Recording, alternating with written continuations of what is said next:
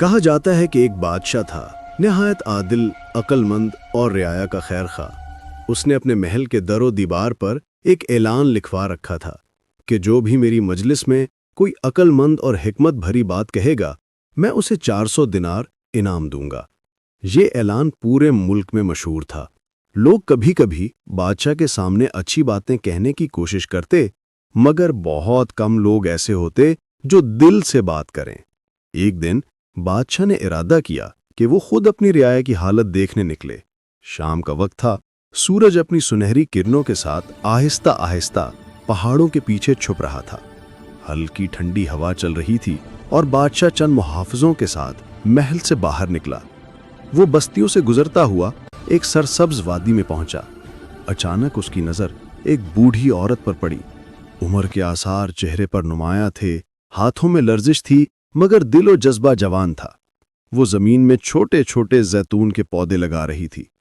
بادشاہ اس کے قریب آیا اور حیرت سے پوچھنے لگا کہ اماں، تمہاری عمر تو اب 90 برس کے قریب لگتی ہے۔ یہ زیتون کے درخت تو 20 سال بعد پھل دیتے ہیں۔ تم تو 5-10 سال میں دنیا سے چلی جاؤ گی، تو اتنی مشقت کا کیا فائدہ؟ بوڑھی عورت نے بیلچہ زمین میں گاڑا، مٹی جھاڑی اور نرمی سے بولی، بادشاہ سلامت، جو زیتون ہم نے اب تک کھائے ہیں وہ ہمارے بڑوں نے لگائے تھے۔ ہم نے ان کا پھل کھایا، اب ہم لگا رہے ہیں تاکہ ہماری اولاد اور آنے والی نسلیں ان سے فائدہ اٹھائیں۔ ہم درخت اپنے لیے نہیں، دوسروں کے لیے لگاتے ہیں۔ یہ بات سن کر بادشاہ خاموش ہو گیا۔ اس کی آنکھوں میں احترام کے رنگ اتر آئے۔ اس نے فوراً اپنے خزانچی کو حکم دیا کہ اس بڑھیا کو 400 دینار انعام دو، کیونکہ اس کی بات دل میں اتر گئی ہے۔ بوڑھی عورت نے جب دینار دیکھے تو چہرے پر مسکراہٹ آ گئی۔ بادشاہ نے متجسس ہو کر پوچھا کہ کیوں اماں، کیا بات ہے، کیوں مسکرا رہی ہو؟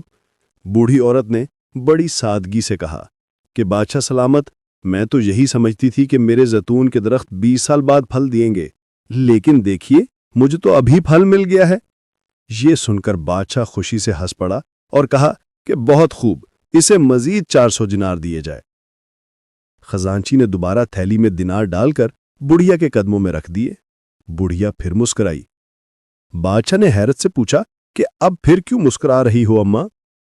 بوڑھی عورت بولی کہ میرے بادشاہ، زیتون کا درخت تو سال میں ایک بار پھل دیتا ہے، لیکن میرا درخت تو ایک دن میں 2 بار پھل دے چکا ہے۔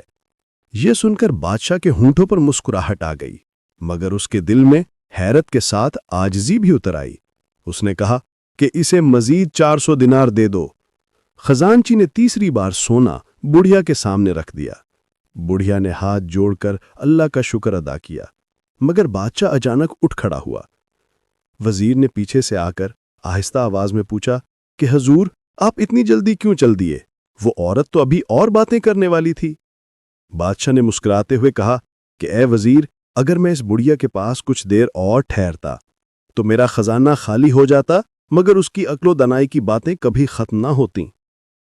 وزیر نے سر جھکا دیا اور سب کے دل میں اس عورت کی عزت اور بڑھ گئی۔ اس واقعے سے سبق یہ ملتا ہے کہ احسان کبھی ضائع نہیں جاتا۔